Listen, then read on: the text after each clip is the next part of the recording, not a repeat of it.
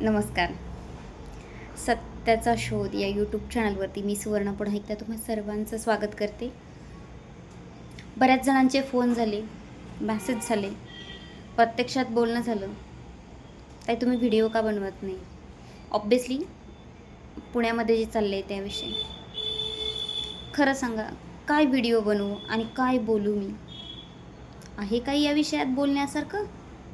गेली 3-4 वर्ष झाले मी सत्याचा शोध या यूट्यूब चॅनलवरती हेच बोलते आहे ना. 2 महिन्यापूर्वीच माझा व्हिडिओ आहे की गेनमाळीचा झालेला बाजार जाऊन व्हिजिट करून ज्यांनी पाहिला नसेल तो व्हिडिओ पहा माझा. मग आता वेगळं काय बोलायचं आहे? आणि माझे स्वतःचे गुरु काशीनाथ बाबा आम्हाला पण आणि सर्वांना पण हेच गोष्ट शिकवत आहे ना. अंधश्रद्धेपासून लांब राहा, डोळस भक्ती करा, सात्विक भक्ती करा, तुमच्या चारित्र्यामध्ये आणि तुमच्या विचारांमध्ये शुद्धता आणि पावित्र्य आणा आणि आपल्या सनातन धर्माचा प्रचार आणि प्रसार करा. कोणाला लुबाडून 1 रुपया घेऊ नका, कारण जगदंबेच्या आणि काळेश्वरीच्या नावाने मिळवलेलं धन कोणाचं तरी तळतळाटाचं किंवा कोणाकडनं तरी असं ओरबाडून घेतलेलं धन तुम्हाला कधीच सुख लाभू देणार नाही. हे संस्कार आहेत माझ्या गुरूंचे मला आणि सर्वांनाच. पार्शलिटी माझ्या बाबांनी कधीच कोणाविषयी केली नाही. आणि एकाने नाही मला 4-5 जणांनी पर्सनली ही गोष्ट विचारली, माझ्या जवळच्या व्यक्तींनाही विचारली की तुम्ही तुमच्या बाबांचे पाय का धुतले नाही? हा सगळा राडा पाय धुण्यावरून आणि पाणी पिण्यावरूनच चाललाय ना. आता ओपनली ही गोष्ट बोलायची वेळ आलेली आहे असं वाटतंय मला की बोलावं. काही एक जण तर मला म्हणे की आम्ही तुम्हाला 3 वर्षापासून ऑब्झर्व करतोय, आम्ही पाहतोय गुरुपौर्णिमा, तुम्ही तुमची गुरुपौर्णिमा कशा पद्धतीने तुम्ही सेलिब्रेट करताय, तुम्ही तुमच्या बाबांचं कशा पद्धतीने तुम्ही काय करताय ते आम्हाला पाहायचं होतं. आणि सगळ्यांनी पाय धुतले, इतर शिष्यांनी, तुमच्या गुरुबहिणींनी, गुरुभावांनी पाय धुतले वगैरे वगैरे, आणि तुम्ही पायच नाही धुतले, तुम्ही पाद्यपूजन केलंच नाही. आता वास्तविक पाहता हा माझा आणि बाबांचा खूप पर्सनल विषय आहे आणि हा विषय इथे यूट्यूबवरती मांडण्यासाठी मी बाबांची परवानगी घेतलेली नाही.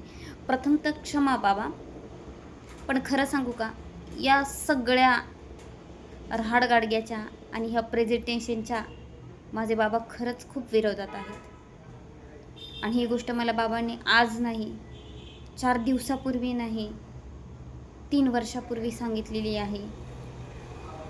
आणि खूप आमचं विचारमंथन व्यवस्थित चालू असताना बाबांनी मला सांगितलेलं आहे की महाराज मला या गोष्टी नाहीत आवडत, मला ह्या गोष्टी कशा चुकीच्या आहेत किंवा ह्या कशा अयोग्य आहेत ह्या मला आज नाही, आज सगळीकडे सोशल मीडियावरती या सगळ्या गोष्टींचा उहापोह झाला आहे. पण 3.5 ते 4 वर्षापूर्वी बाबांनी मला ही गोष्ट समजावून सांगितलेली आहे की ही गोष्ट कशी चुकीची आहे आणि माझ्या बाबांना ती गोष्ट कशी मान्य नाही आहे, आणि ती गोष्ट तशा पद्धतीने जर झाली तर माझ्या बाबांना कशा पद्धतीने त्रास होईल. ठीक आहे, आता इतर माझाही स्वतःचा आग्रह होता की बाबा आपण गुरुपौर्णिमा साजरी करूया. माझे बाबा तर गुरुपौर्णिमा साजरा करण्याच्या सुद्धा विरोधात होते. एवढे विरक्त आहेत माझे बाबा या सगळ्या मोहपाशांपासून. पण आता सगळ्यांच्या आग्रहाखातर बाबांनी ती आम्हाला सर्व शिष्यांना परवानगी दिलेली आहे. तुम्हाला सांगते, जे माझ्या बाबांना आवडत नाही, माझ्या बाबांनी एकदाच सांगितलं मला आणि असं परफेक्ट सांगितलं की जिंदगीत परत माझ्याकडनं ती गोष्ट होणार नाही. माझ्या दुसऱ्या गुरु आहेत आशाताई, ज्यांनी माझी गेनमाळ केली, त्यांचं पाद्यपूजन केलं की मी, त्यांचे पाय धुतले की. आणि भावुकता आणि प्रेम आणि तन्मयता, लीनता माझ्या गुरुबद्दलची माझी किती आहे त्याच्यावरती कोणी शंका घेण्याचं किंवा मी पाय धुतले नाही किंवा या सगळ्या गोष्टी केल्या नाही इथे मला विचारण्याचा विषयच येत नाही. माझा चेहरा पाहते व्हिडिओमध्ये. बाबांच्या चॅनलवरती पण व्हिडिओ आहे, माझ्या इंस्टाग्राम ID वरती पण आहे, सुवर्ण डोंगरे टाईप करा. माझ्या यूट्यूब चॅनलवरती पण मी व्हिडिओ टाकलेला आहे. आणि तुम्हाला सांगते, रडून रडून माझा चेहरा असा झाला आहे की तो फोटो कसे आलेत किंवा व्हिडिओ कसे आलेत पहा. मला नाही वाटत की या विषयावर मी जास्त काही बोलण्याची गरज आहे.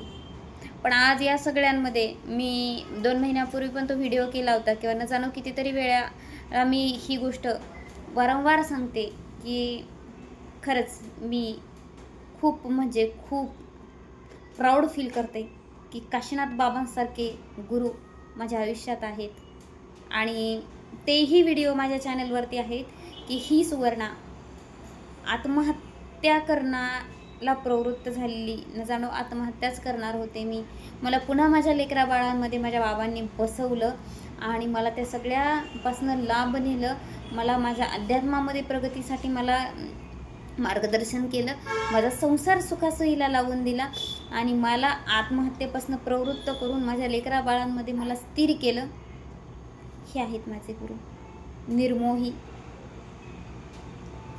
एवढाच व्हिडिओ माझ्या मते खूप आहे या सगळ्या प्रश्नांना उत्तरं देण्यासाठी. आभारी आहे.